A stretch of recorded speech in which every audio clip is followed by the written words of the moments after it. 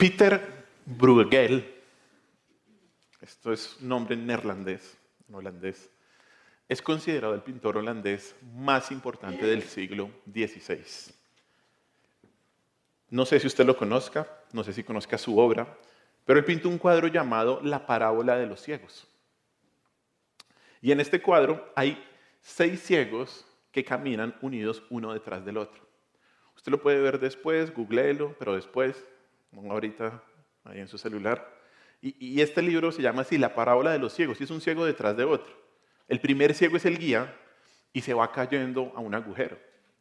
El siguiente ciego se tambalea por encima del primero, pero al final va a acabar cayendo, va a acabar adentro del mismo agujero, al igual que todos los demás que están unidos, ya sea por las manos o por palos.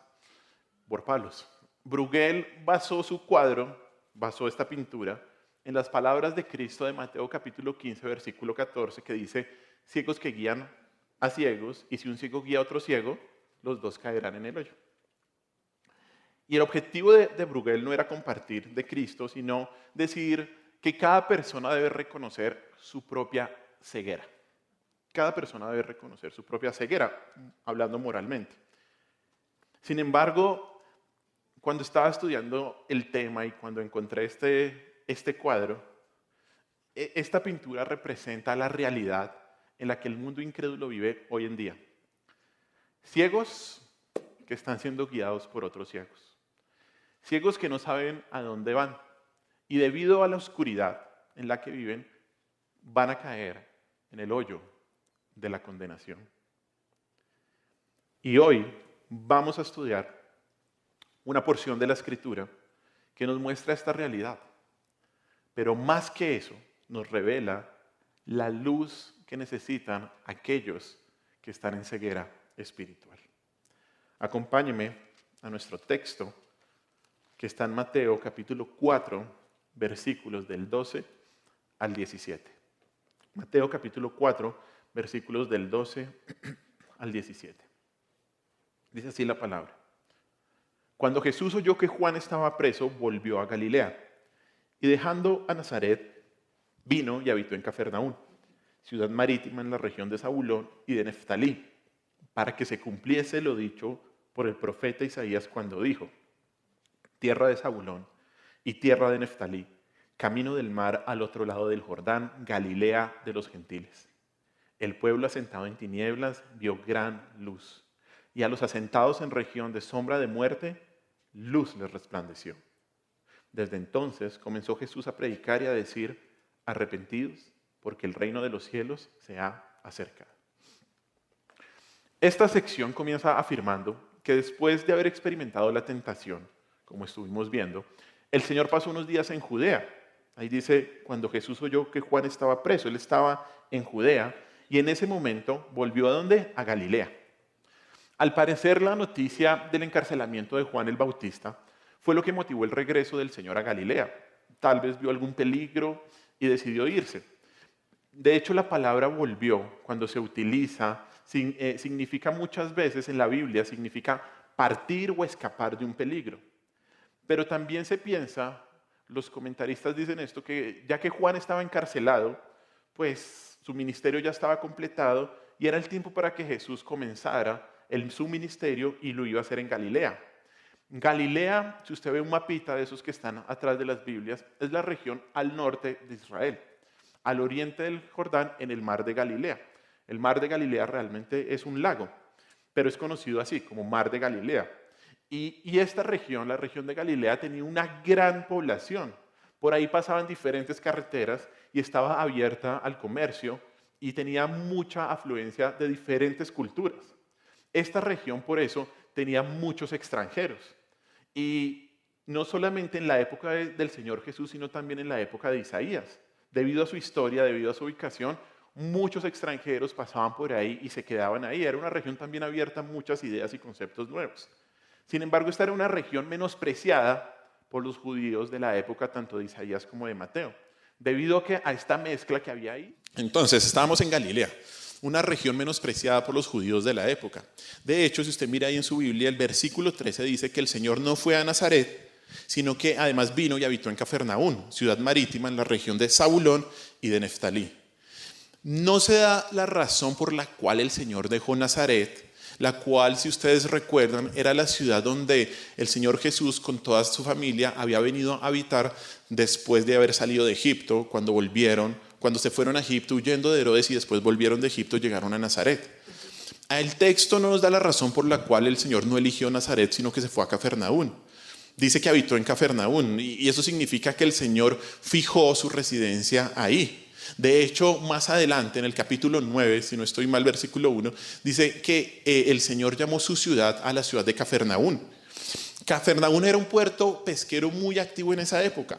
No era una gran ciudad, pero ahí había un puesto militar romano y había un centro de recaudación de impuestos del imperio. De hecho, es ahí donde el Señor Jesús y Mateo se encuentran y el Señor Jesús le dice a Mateo, el autor de este evangelio, sígueme, porque él era recaudador de impuestos. Ahí en esa región el Señor desarrolló un gran ministerio y pasó la mayor parte de su tiempo. Y esto podría sonar un poco extraño, ¿sabe por qué? Porque se hubiera esperado que el Mesías hubiera estado ¿en dónde? En Jerusalén, en la ciudad capital. Pero entonces la pregunta es, ¿por qué pasó ahí tanto tiempo? Mire lo que dice su Biblia una vez más, versículo 14. El versículo 14 dice, para que se cumpliese lo dicho por el profeta Isaías. Y esto nos muestra que hubo un propósito divino en el traslado geográfico del Señor. El encarcelamiento de Juan el Bautista fue el acontecimiento histórico, fue lo que el Señor movió para abrir la puerta para que Cristo volviera a Galilea y así se cumpliera la profecía. Y aquí, como siempre vemos, como lo vimos también en el nacimiento del Señor, cuando el Señor también protegió a José, María y Jesús y tuvieron que salir, vemos como la mano providencial en todos estos acontecimientos históricos. Siempre la mano providencial del Señor guió todo para que se cumpliera la Escritura, porque Dios siempre cumple su palabra. Dios siempre cumple su palabra. En este momento ya todo estaba preparado para el comienzo del ministerio de Cristo. Hemos visto los primeros 3 capítulos, la primera parte del capítulo 4, y en este momento el Señor Jesús no había hecho nada, digámoslo así, no había actuado, no había ejercido su ministerio.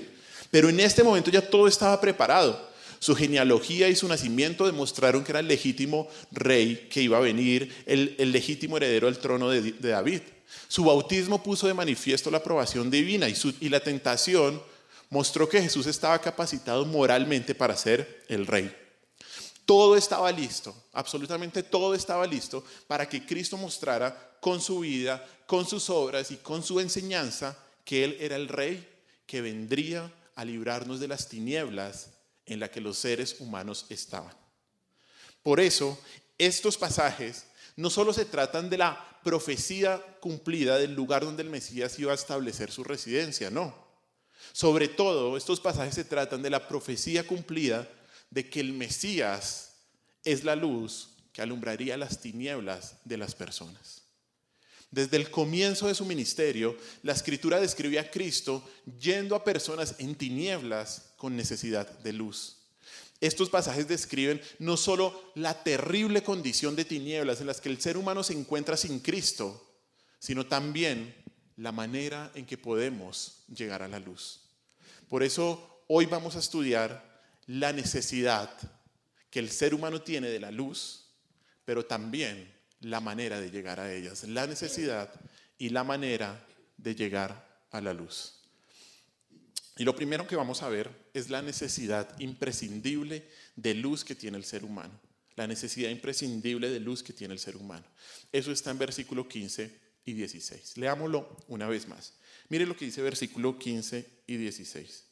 Dice así: tierra de Zabulón y tierra de Neftalí, camino del mar al otro lado del Jordán, Galilea de los gentiles. El pueblo asentado en tinieblas vio gran luz, y los asentados en región de sombra de muerte, luz les resplandeció. Mateo comienza esta sección citando una profecía sobre la misión iluminadora que iba a tener el Mesías, que iba a tener Cristo. Y esa cita es una cita del libro de Isaías en el Antiguo Testamento. Acompáñenme a esa cita. Vamos a Isaías capítulo 9, versículos del 1 al 2. ¿Qué dice Isaías capítulo 9, versículos del 1 al 2? Dice así: mas no habrá siempre oscuridad para la que está ahora en angustia, tal como la aflicción que le vino en el tiempo que livianamente tocaron la primera vez a la tierra de Zabulón y a la tierra de Neftalí. Pues al fin llegará de gloria el camino del mar, de aquel lado del Jordán, en Galilea de los gentiles. El pueblo que andaba en tinieblas vio gran luz. Los que moraban en tierra de sombra de muerte, luz resplandeció sobre ellos. Como vemos, la cita que nos da Mateo de Isaías es una cita que empieza más o menos desde la segunda parte del versículo 1. Y son casi exactamente las mismas palabras. Y para entender bien esta cita debemos entender el libro de Isaías y por qué Isaías escribió lo que escribió. El libro de Isaías se escribe, el profeta lo escribe, porque es una denuncia del juicio de Dios debido al pecado del pueblo. En ese momento, Israel ya se había dividido en los reinos del norte y los reinos del sur. Isaías va a narrar el castigo de Dios al reino del norte por parte de los asirios, pero también se va a anunciar el futuro cautiverio que iba a tener el reino del sur por parte de Babilonia. ¿Cuál fue la razón por la cual el Señor castigó al reino del norte y al reino del sur? El pecado. Se habían desviado de los mandamientos de Dios, habían empezado a ser idólatras y el Señor iba a ejercer su disciplina sobre Israel, porque el Señor siempre ejerce su disciplina, porque el Señor siempre da lo que nosotros cosechamos. Isaías entonces va a narrar ese castigo de Dios y muchos de los capítulos que usted va a leer en Isaías, si usted ya lo ha leído, son el juicio de Dios por el pecado del pueblo. Constantemente está hablando de cómo Israel, cómo Judá se desviaron del camino de Dios. Constantemente está el profeta anunciando que vuelvan al Señor. Y en todos estos capítulos de denuncia del juicio de Dios aparece la promesa de un Mesías que vendría a traer luz en medio de las tinieblas del pecado. Y esto está claro que la persona que va a traer esa luz es el Mesías. De hecho, mire ahí también en Isaías capítulo 9, el versículo 6 y 7. Ahí mismo si lo tiene abierto. Y estas ya son unos versículos muy conocidos. Dice, porque un niño nos es nacido, hijo nos es dado, y el principado sobre su hombro. Y se llamará su nombre admirable, consejero, Dios fuerte, Padre eterno, príncipe de paz. Lo dilatado de su imperio, y la paz no tendrá límite. Sobre el trono de David y sobre su reino, disponiéndolo y confirmándolo en su juicio y en justicia desde ahora y para siempre. El celo de Jehová de los ejércitos hará esto. Entonces, todo esto, lo que estamos viendo y lo que nos damos cuenta es que esa luz en medio de las tinieblas iba a ser el futuro Mesías que iba a establecerse y iba a colocar un reino eterno. Por lo tanto, lo que está diciendo Mateo al citar Isaías es mostrar que Cristo y solo Cristo es el cumplimiento de lo que dijo el profeta sobre la luz que iba a alumbrar las tinieblas. Y al entender lo que Mateo cita de Isaías, vamos a comprender entonces la necesidad que el ser humano tiene de luz. Estas citas que nos da Isaías y que repite Mateo no están ahí por coincidencia. Todas estas citas de estos lugares nos muestran una verdad bien importante. Y todo comienza en el versículo 15 diciendo, tierra de Zabulón y tierra de Neftalí. Tierra de Zabulón y tierra de Neftalí. Cuando Israel conquistó a Canaán, las tribus de Zabulón y de Neftalí se asentaron en esta región donde también es Galilea. Ahí estaban estas dos tribus de Zabulón y de Neftalí al norte de Israel. Pero aquí también fue donde los asirios comenzaron su invasión y sembraron terror y muerte. De hecho, ahí mismo en Isaías capítulo 9, al principio, el versículo 1 lo menciona. Dice, mas no habrá siempre oscuridad para la que está ahora en angustia, tal como la aflicción que le vino en el tiempo, que livianamente tocaron la primera vez la tierra de Zabulón y la tierra de Neftalí. Ahí dice en el capítulo 9, versículo 1, está narrando que cuando los ejércitos asirios llegaron y empezaron a conquistar a estas dos tribus por culpa del pecado del pueblo. Pero aquí también debemos entender algo bien importante. Y es que estas dos regiones estaban dentro de toda la historia profética del Señor. De hecho, la frase siguiente dice camino del mar, ahí en el versículo 15 en Mateo 4, dice camino del mar al otro lado del Jordán. ¿Qué significa esto? Porque es importante entenderlo también. Aunque Cafarnaúm estaba muy cerca del mar de Galilea, la cita camino del mar no se debe a esto, a su posición geográfica, sino que ese camino del mar se refiere a la vía que va desde Damasco en Siria hasta Israel. Ese fue el camino que los exiliados debieron tomar cuando se acabó el exilio para volver a sus casas. Luego, como ve ahí en el texto, el versículo dice Galilea de los gentiles. Ya vimos un poco dónde quedaba Galilea y un poco las características de este lugar. Pero ¿qué significa la palabra gentiles? Porque de hecho es una palabra que usualmente escuchamos en la Biblia y la vemos. La palabra gentiles significa literalmente una multitud de personas asociadas entre sí, un grupo de personas. Eso es lo que significa literalmente. Pero en la Biblia se utiliza para referirse a otros pueblos que no son Israel, y usualmente en el Nuevo Testamento se muestra a los gentiles que son creyentes pero que no son judíos. La palabra, de hecho, también se utiliza de una manera despectiva para tratar a naciones extranjeras que no adoran al Dios verdadero, que son impíos, que son idólatras y que son paganos. Eso usualmente es la connotación negativa de la palabra gentiles. De hecho, mire ahí más adelante, Mateo capítulo 5, versículo 47, lo que dice el texto. Mateo 5, versículo 47. Dice así: y si saludáis a vuestros hermanos solamente, ¿qué hacéis de más? ¿No hacen también así quiénes? Los gentiles. Usualmente usted va a mirar esto y va a darse cuenta que esta palabra es utilizada en la Biblia en muchas ocasiones de manera peyorativa. Y esta connotación negativa se afirmó mucho más cuando en el siglo VII Asiria conquistó el territorio del Reino del Norte. La historia que está narrando Isaías, ahí en el capítulo 9 y en muchos otros lugares, muestra cómo Asiria conquistó el Reino del Norte. El Reino del Norte tenía como capital a Samaria. Y en ese momento, el pueblo de los asirios empezó a traer a muchos extranjeros a estas regiones que originalmente eran de Israel.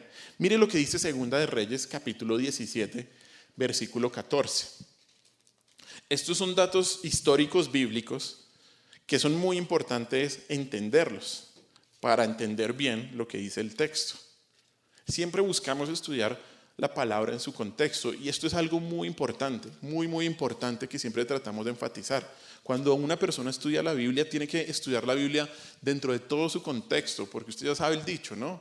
Un texto fuera de su contexto es un pretexto, se vuelve una herejía, se vuelve una mentira, se vuelve todo lo que hoy en día hemos escuchado. Entonces mire lo que pasó en ese momento en Segunda de Reyes, capítulo 17, versículo 14, cuando Asiria invadió el Reino del Norte. Segunda de Reyes, capítulo 17, versículo 14, dice así: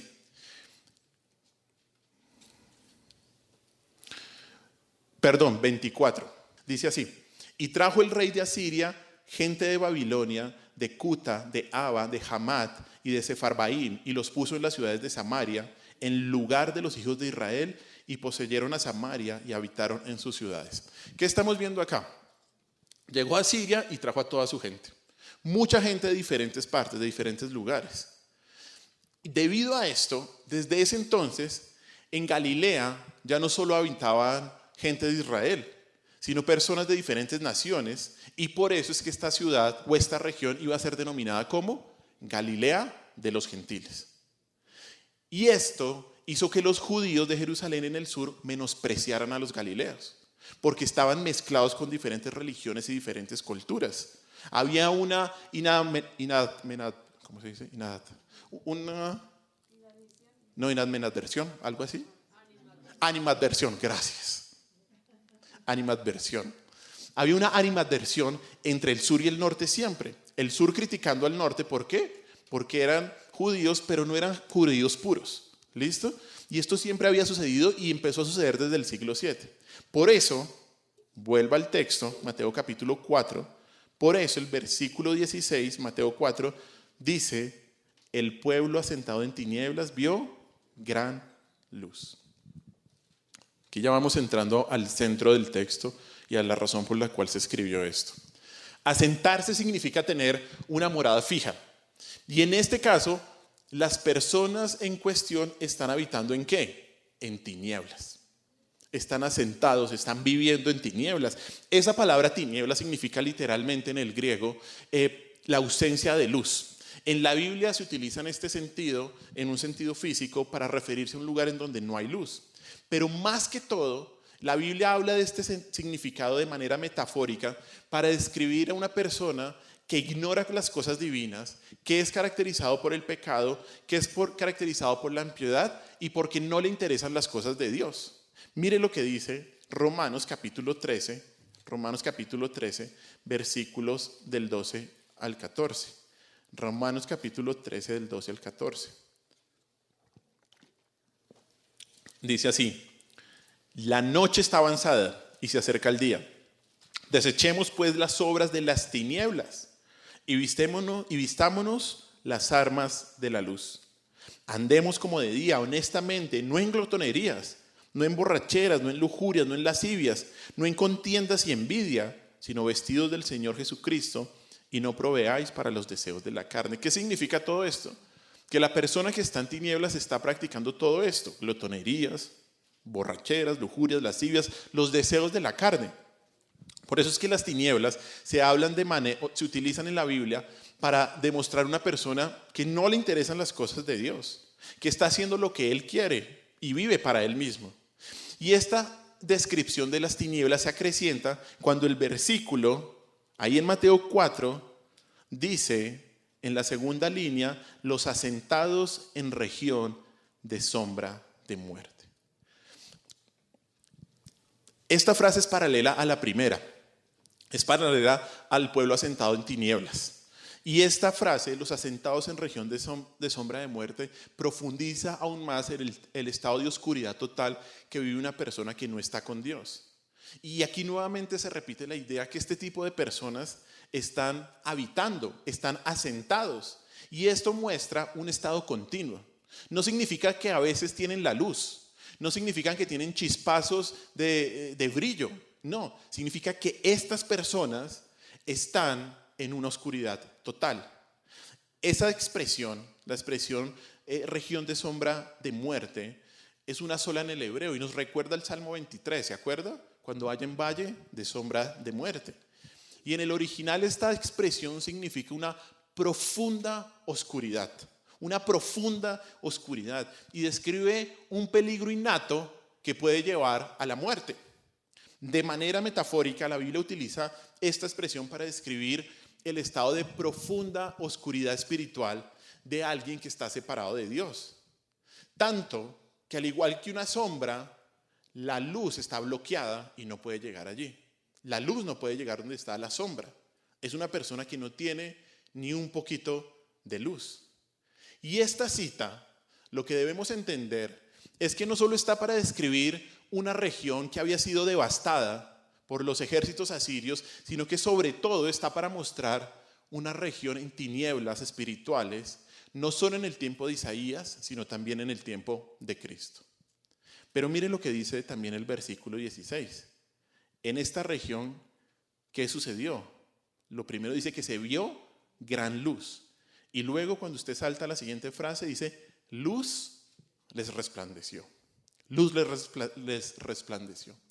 Y aquí vemos que la luz que apareció no fue cualquier tipo de luz, no fue un rayito, sino que fue una ¿qué? Gran luz, dice el texto. Una gran luz. Y esto implica que por profundas que fueran las tinieblas, esa gran luz iba a alumbrar las tinieblas.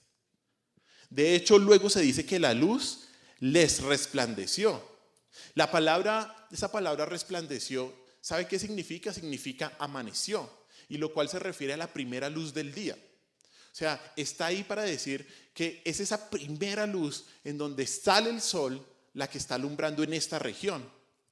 Y esto sugiere que la luz primero brilló en ese lugar. ¿Por qué? ¿Por qué la luz brilló primero en ese lugar? Porque Jesús inició su ministerio en Galilea de los gentiles. Ahí inició el ministerio del Señor Jesús. Ahí la luz amaneció, ahí la luz resplandeció. Desde la antigüedad, el Mesías fue prometido a esa Galilea de los gentiles, lo cual eso iba a ser un anticipo de la comisión que vemos en este mismo evangelio, en Mateo capítulo 28, versículo 19, de la comisión a todas las naciones. En cierto sentido, Galilea era el centro del reino de las tinieblas en el tiempo de Mateo y también en el de Isaías. Pero allí fue Jesús el Mesías para alumbrar las tinieblas. Y es clarísimo que parte del mensaje de estos versículos es mostrar que fue en la despreciada Galilea el primer lugar donde la luz resplandeció. La luz amaneció en Galilea de los gentiles. La Galilea que fue conquistada por los gentiles, llevada cautiva por los gentiles, repoblada por los gentiles, dominada por la influencia de los gentiles, ellos fueron los primeros en ver el amanecer del Mesías Cristo. Pero hay algo más importante en esto. Y si usted lee detenidamente, fue la luz la que le resplandeció a este pueblo. Mire una vez más el versículo 16. El pueblo asentado en tinieblas, ¿qué? Vio gran luz. Y a los asentados en región de sombra de muerte, luz les resplandeció. ¿Qué significa esto? ¿Que ellos estaban buscando la luz? ¿Qué significa? ¿Que ellos estaban preocupados porque estaban en oscuridad? Este pueblo estaba viviendo en tinieblas. La luz tuvo que aparecerles. Ellos no podían buscar la luz porque no podían. Estaban en una profunda oscuridad.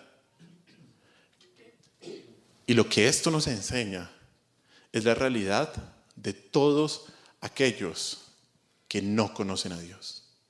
¿En qué están? En tinieblas. Esta es la condición de todos aquellos que están alejados del Dios verdadero. Están en tinieblas y sin capacidad de buscar la luz.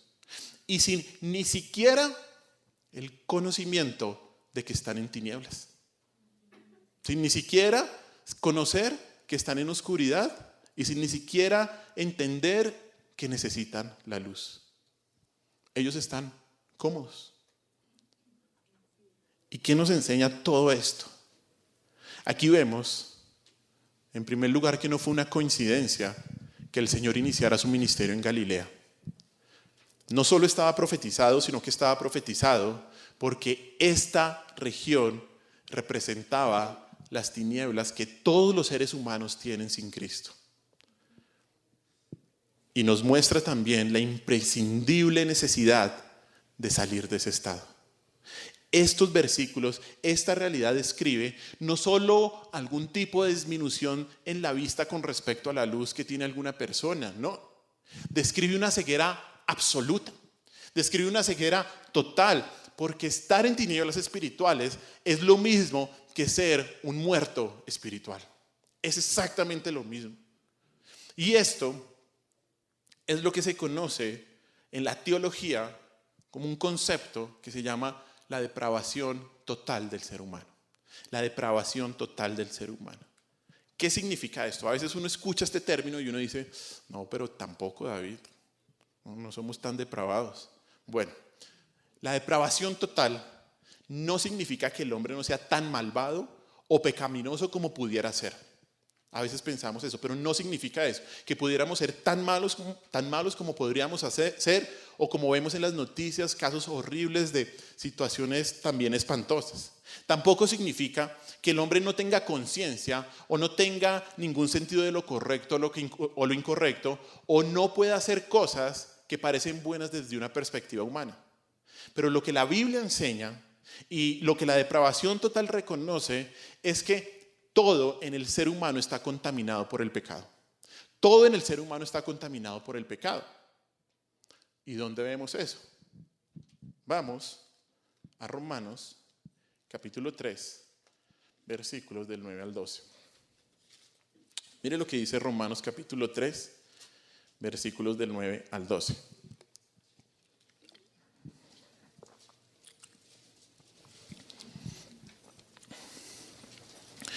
Dice así: ¿Qué pues Y déjeme darle un poquito de contexto. Pablo está hablando sobre la salvación en Cristo y está exponiendo un poco que ni los judíos ni los gentiles pueden salvarse por ellos mismos. ¿Por qué? Mire lo que dice el versículo 9. ¿Qué pues? ¿Somos nosotros mejores que ellos? En ninguna manera, pues ya hemos acusado a judíos y a gentiles que todos están bajo pecado. Como está escrito, no hay justo ni aun uno, no hay quien entienda, no hay quien busque a Dios. Todos se desviaron, a una se hicieron inútiles, no hay quien haga lo bueno, no hay ni siquiera uno. No hay ni siquiera uno. ¿Quién es bueno delante de Dios? Nadie. En su estado natural, en su estado normal, no hay nadie bueno delante de Dios. No hay nadie bueno delante de Dios. ¿Y por qué esta es la condición del hombre? ¿Por qué? Vaya más adelante a Romanos capítulo 5, versículo 12. Romanos capítulo 5, versículo 12. Mire lo que dice ahí. Dice Romanos 5, 12. Por tanto, como el pecado entró en el mundo por un hombre, y por el pecado la muerte, así la muerte pasó a todos los hombres, por cuanto que todos pecaron. Debido a la caída del hombre en el Edén con Adán, por el pecado de parte del hombre, por el pecado de Adán, cada parte del hombre está influenciada.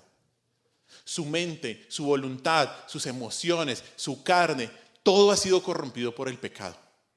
Como le digo, no significa que usted no pueda hacer algo bueno moralmente hablando, pero cuando usted lo hace, o cuando una persona sin Cristo lo hace, no lo hace para agradar a Dios. Y eso ya es pecado, porque todo lo que no proviene de la fe es pecado, dice la palabra. Todo. Y en esta condición, es esta condición la que hace que el hombre esté en tinieblas.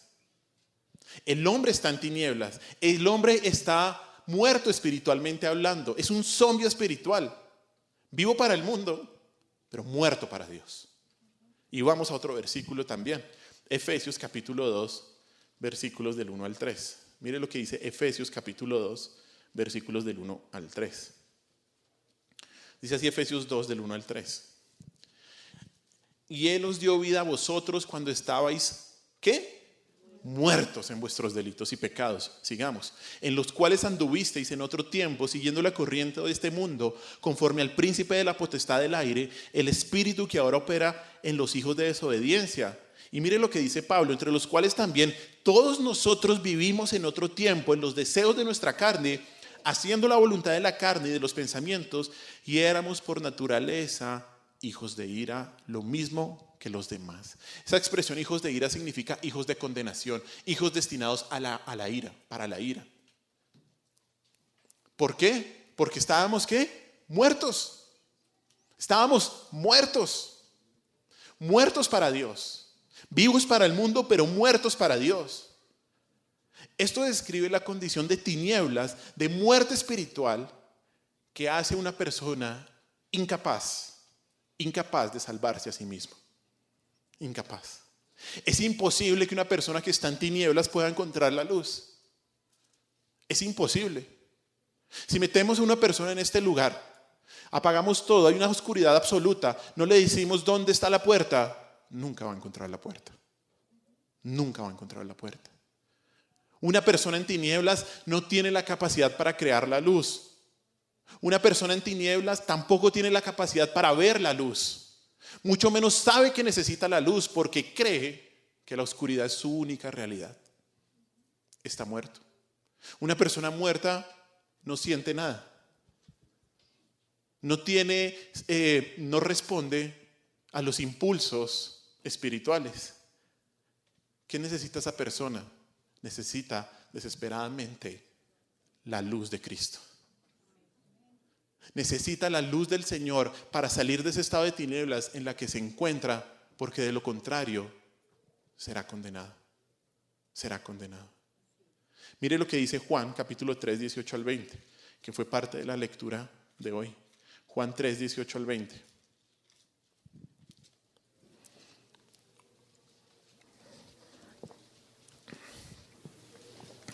Juan 3, 18 al 20 dice así: el que en él cree no es condenado, pero el que no cree ya ha sido condenado, porque no ha creído en el nombre del unigénito Hijo de Dios.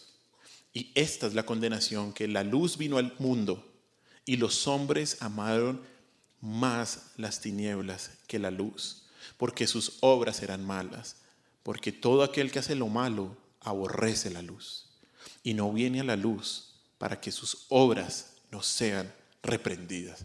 Estos versículos son tenaces. Esto nos describe a alguien que está en tinieblas, aborrece la luz, no quiere ir a la luz, no viene a la luz, no quiere que se le diga que está pecando, no quiere que le diga que está mal. Pero si yo no soy tan malo. No, malo Garavito, malo Hitler. Estás en tinieblas. Las investigaciones dicen, no sé si usted lo ha escuchado, lo ha leído, que una de las condiciones más difíciles que una persona puede verse obligada a soportar es la privación de la luz.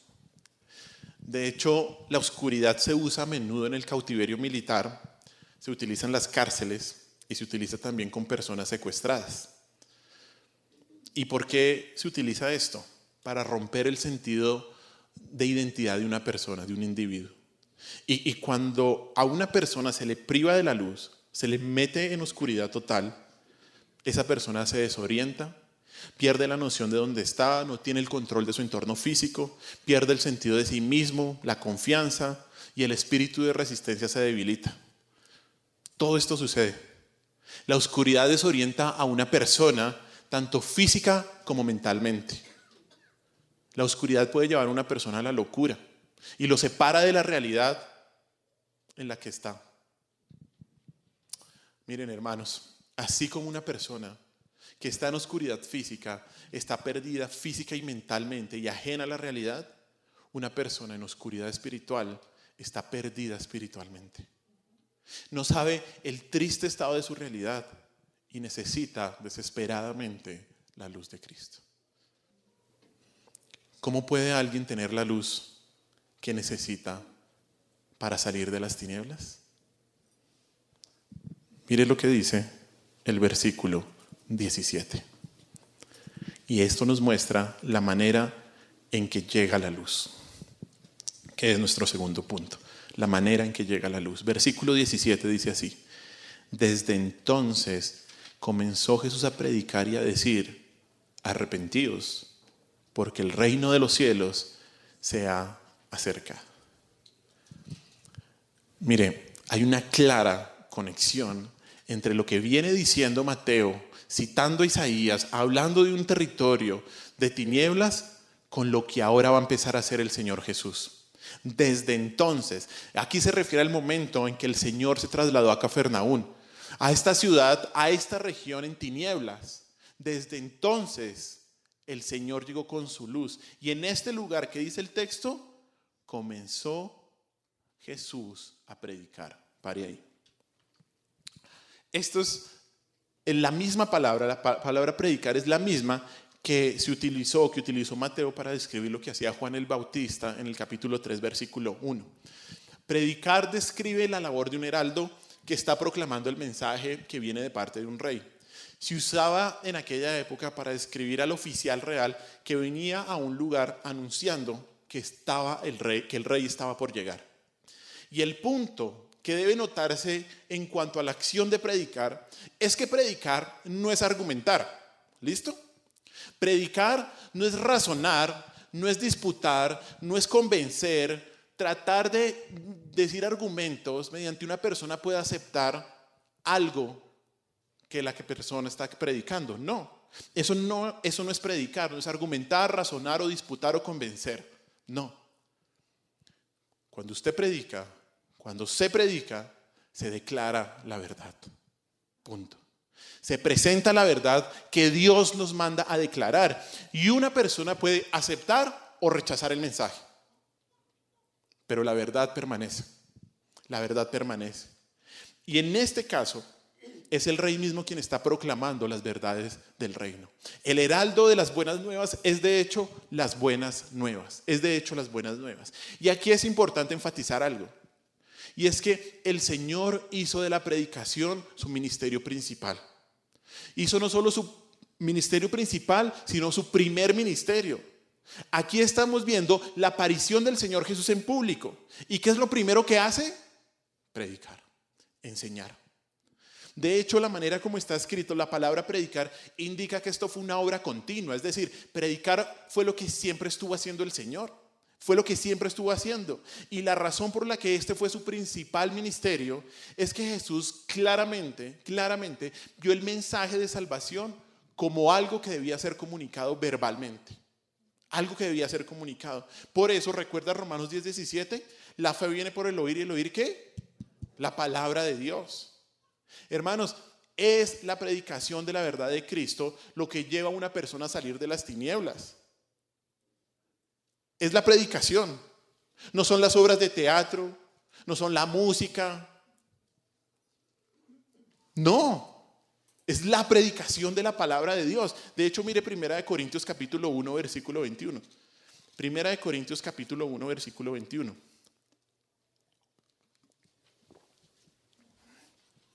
¿Qué dice 1 Corintios 1, 21?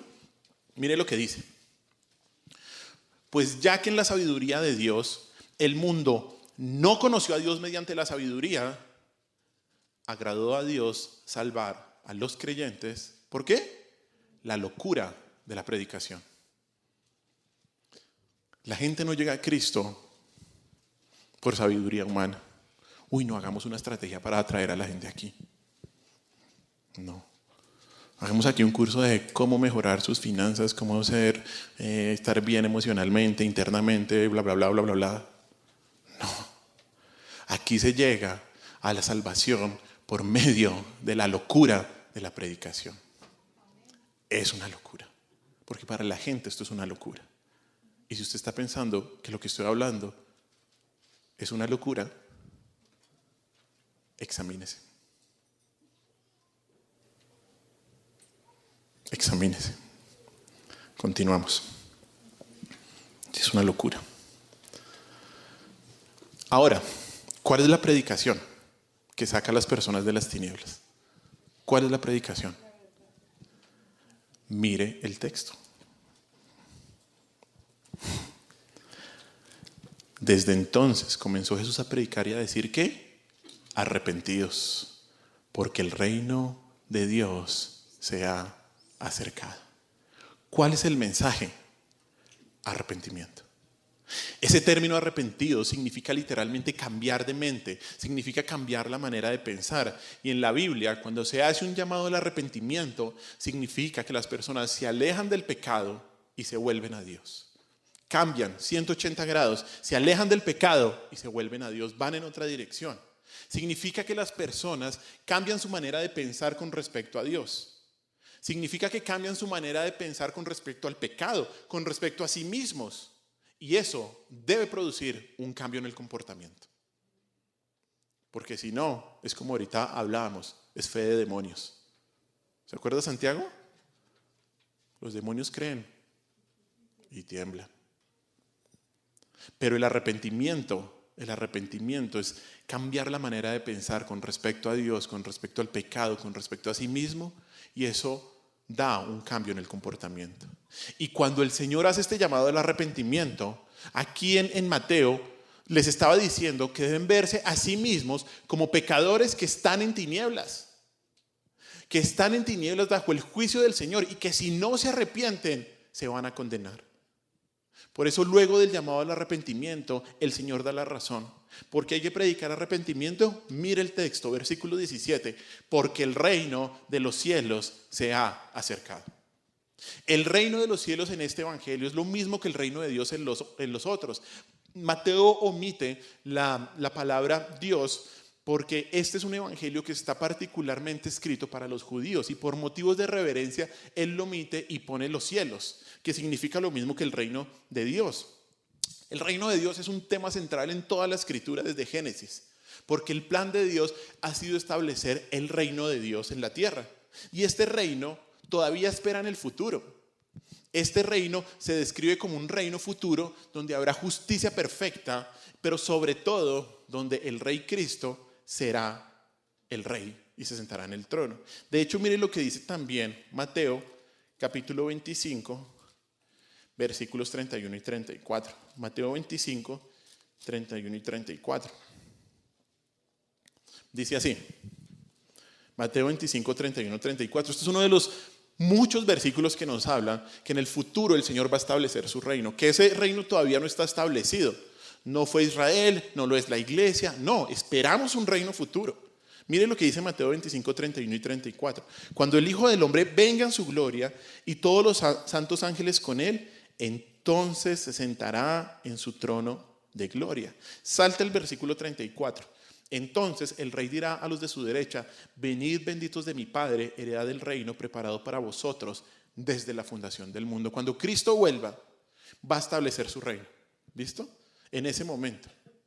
Eso nos espera en el futuro. Pero entonces seguramente le surge una pregunta. Bueno, si este reino todavía espera, ¿por qué el Señor dijo que el reino de los cielos se ha acercado? Lo mismo que vimos en la predicación de Juan. Bueno, el Señor dice que el reino de Dios se ha acercado porque el rey del reino había llegado. Porque el rey del reino había llegado a Galilea de los gentiles. El reino se había acercado en la persona, en las palabras y en las obras de Jesús, porque Él es el Mesías Rey. Y aunque todavía esperamos ese reino glorioso en donde solo los creyentes van a entrar, hay una forma presente del reino de Dios en la tierra representado en aquellos que tienen a Cristo como Rey. Son aquellos que van a entrar a ese reino los que tienen a Cristo como Rey. Esa es la manera de ser representado. Por eso el texto dice, se ha acercado. Ahora, el punto central de este pasaje es que si el reino de Dios está cerca, entonces la gente debe prepararse para ese reino. ¿Y eso qué significa? Arrepentirse. Arrepentirse. Arrepentirse de sus pecados. Jesús, aquí en Mateo capítulo 4, comienza su ministerio exhortando a la gente a que se den cuenta que no son aptos para el reino de los cielos. Ellos no son aptos para el reino de los cielos porque están en las tinieblas del pecado y por ello deben arrepentirse. Se está diciendo que para entrar en ese reino y para salir de las tinieblas, la clave es el arrepentimiento. La clave es el arrepentimiento. De hecho, la conexión entre el arrepentimiento y la salvación es clara por toda la Biblia. Absolutamente por toda la Biblia es clara. Y quiero que me acompañe al libro de Hechos. Vamos a Hechos y los voy a llevar por varios versículos de Hechos para que eso quede más que claro. Mire Hechos. Empezamos en Hechos capítulo 2, versículo 38. Hechos capítulo 2, versículo 38. ¿Qué dice? Dice así. Pedro les dijo que arrepentidos y bautícese cada uno de vosotros en el nombre de Jesucristo para perdón de los pecados y recibiréis el don del Espíritu Santo. ¿Qué dice ahí? Arrepentimiento para tener ¿qué? Perdón. Arrepentimiento para perdón. Mire más adelante, capítulo 3, versículo 19. Dice así. Así que arrepentidos y convertidos para que sean borrados vuestros pecados, para que vengan de la presencia del Señor tiempos de refrigerios. ¿Qué viene antes de la conversión? Arrepentimiento. Vaya más adelante, capítulo 11, versículo 18. Capítulo 11, versículo 18. ¿Qué dice? Entonces, oídas estas cosas, callaron y glorificaron a Dios diciendo, de manera que también a los gentiles ha dado Dios arrepentimiento para vida. ¿Qué viene para tener la vida eterna? Antes, arrepentimiento. Vaya a Hechos capítulo 17, versículo 30. Hechos capítulo 17, versículo 30. Pero Dios, habiendo pasado por alto los tiempos de esta ignorancia, ahora manda a todos los hombres en todo lugar que se arrepientan. Que se arrepientan. ¿Por qué? Mire el versículo 31 también, ahí en Hechos 17, no lo puse, pero mírelo. Por cuanto ha establecido un día en el cual juzgará al mundo con justicia por aquel varón a quien designó, dando fe a todos con haberle levantado de los muertos. O sea, cuando estemos ante el juicio, ¿qué va a salvar a una persona? Los méritos de Cristo. Y si la persona se ha arrepentido y por fe ha creído en Cristo. ¿Pero qué dice? Arrepentimiento. Mire, otros, Hechos 20, capítulo 20, versículo 21, ¿qué dice? Testificando a quienes, a judíos y a gentiles, acerca del arrepentimiento para con Dios y de la fe con nuestro Señor Jesucristo. Arrepentimiento y fe. Último, por si no quedó claro. Hechos 26, 20. Sino que anuncié primeramente a los que están en Damasco y Jerusalén y por toda la tierra de Judea y a los gentiles que se arrepintiesen y se convirtiesen a Dios, haciendo ¿qué? Obras dignas de arrepentimiento. Frutos que demuestren que una persona realmente creyó, que realmente se arrepintió. ¿Cuál es el requisito para la salvación? Arrepentimiento. Arrepentimiento. Para que una persona salga de las tinieblas a la luz, debe arrepentirse. Debemos predicar arrepentimiento. A veces la gente dice arrepentimiento ¿de qué? De eso, hermano. De ese orgullo, de esa ignorancia, de esa incredulidad. De eso. Pero algo también debe ser dicho con respecto a cómo una persona llega a arrepentirse. Y es que así como una persona en tinieblas no busca la luz por su propia voluntad, porque no sabe que está en tinieblas, el arrepentimiento no es algo que salga naturalmente de una persona. Nadie puede arrepentirse a menos que Dios le conceda el arrepentimiento. Toda la salvación, y por eso todo es para la gloria de Dios.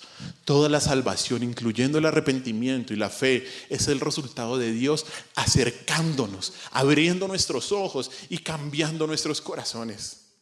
¿Se acuerda lo que cantamos? Éramos enemigos de Dios. Es que no es que estuviéramos alejados de Dios, es que batallábamos contra Dios. Batallábamos porque Él era nuestro enemigo. Y por eso tan grande es el amor de Cristo. Todo en la salvación es el resultado de Dios acercándonos a Él. Mire Romanos, una vez más, capítulo 2, versículo 4. Romanos capítulo 2, versículo 4.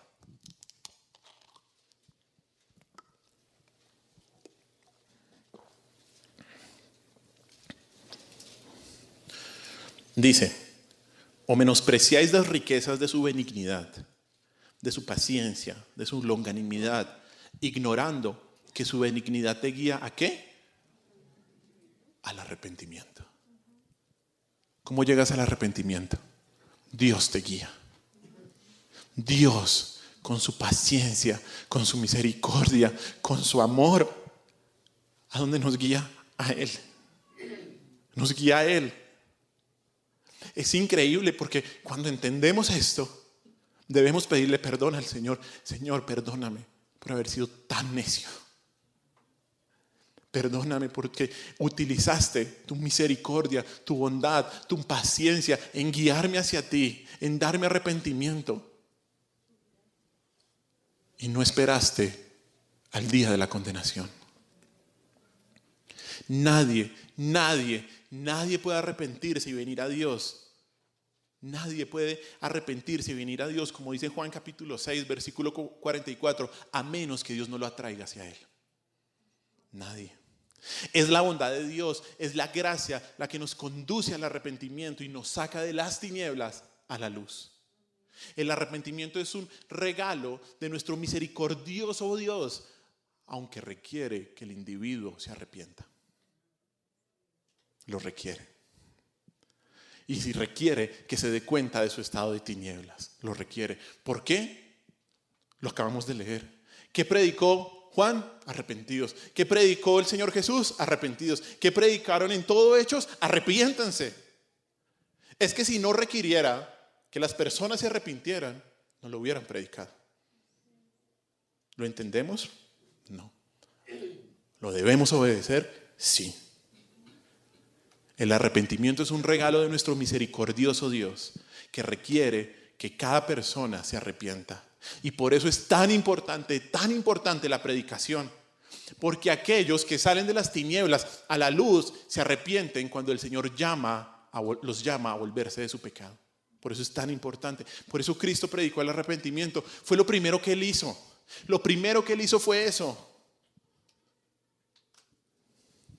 Y cuando una persona se ha arrepentido, ha entendido que por la gracia de Dios, su condición natural era de tinieblas por el pecado. Y también ha entendido por la gracia de Dios que ese pecado lo condenaba al infierno porque había ofendido al Dios Santo. Y también ha entendido por la gracia de Dios que la única posibilidad de no condenarse es creyendo en Cristo, en su obra, en su sacrificio y en sus méritos, para que solo por la gracia y por la fe en Cristo pueda ser salvado de las tinieblas.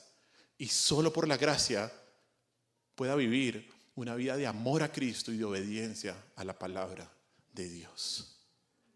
¿Te has arrepentido? ¿Te has arrepentido? Porque puedes haber escuchado este mensaje o algo parecido por mucho tiempo, pero realmente no te has arrepentido. ¿Has entendido tu condición de tinieblas y que solo Cristo puede alumbrarte? Hermanos, no debemos pasar por alto la importancia del llamado al arrepentimiento.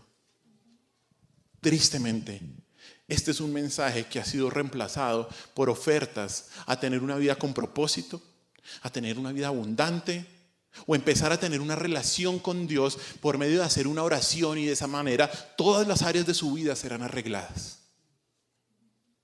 Este es un mensaje mentiroso. Es un mensaje mentiroso que se basa en el interés pecaminoso de la gente de obtener ciertos beneficios terrenales. Es un mensaje basado en la publicidad. ¿Dios me va a arreglar en las áreas de mi vida? Hagámosle. Y hoy es esto, mañana es esto otro, y pasado mañana va a ser cualquier otra cosa, el indio amazónico o cualquier otra vaina. Porque apela al interés pecaminoso de la gente. Este es un mensaje basado en estrategias publicitarias más que en la verdad de la palabra. Esto es publicidad barata y mentirosa, que hace pensar a las personas que van al cielo cuando realmente van al infierno. Hacen pensar a las personas que creen, pero no creen. Y a la persona se le mide en la iglesia si es creyente por si se compromete en la iglesia. No.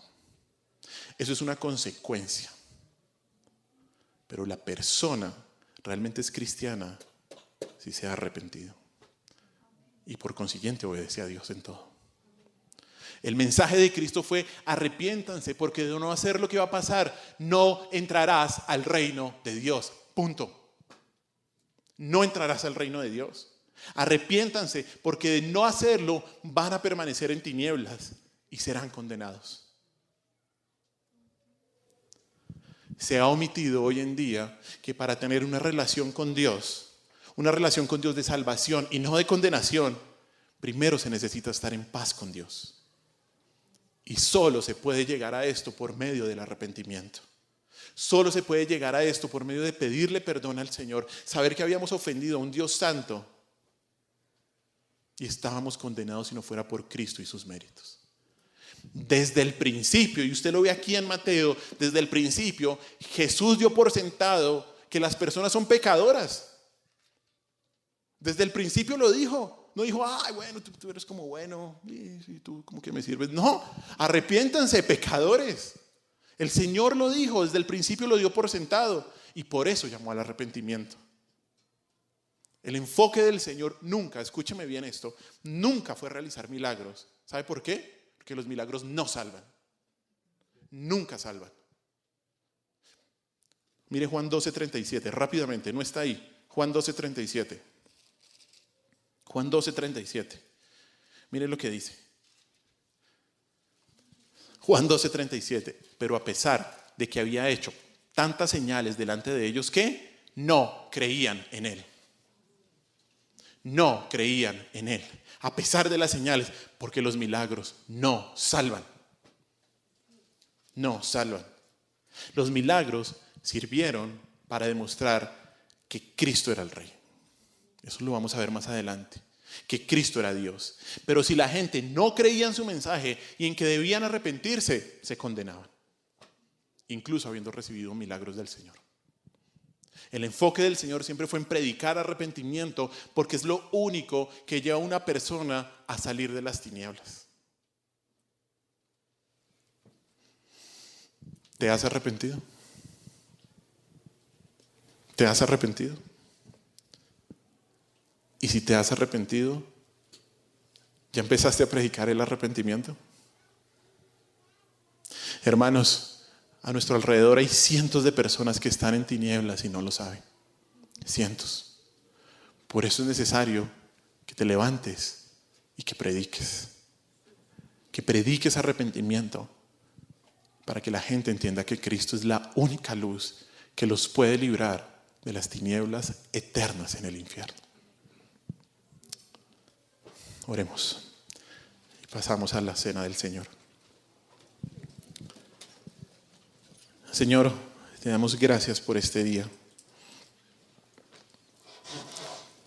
Gracias, Señor, por tu palabra. Gracias, Señor, por tu misericordia con nosotros. Señor, gracias porque no somos mejores que nadie. De hecho, éramos los más pecadores porque hoy estamos acá. Señor, gracias porque hubo alguien que algún día nos predicó, nos dijo que debíamos arrepentirnos. Y hoy estamos aquí por tu inmensa misericordia. Gracias porque aquellos que se han arrepentido hoy tienen el mayor milagro que puede haber, que es la salvación, que es ser librados de la condenación eterna. Señor, te damos gracias por eso.